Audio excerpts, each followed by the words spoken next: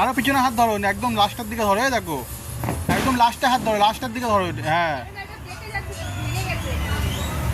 ভাঙলো কি করে?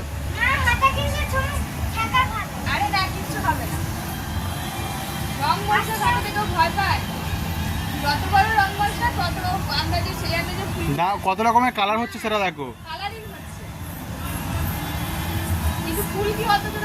লাল, সাদা।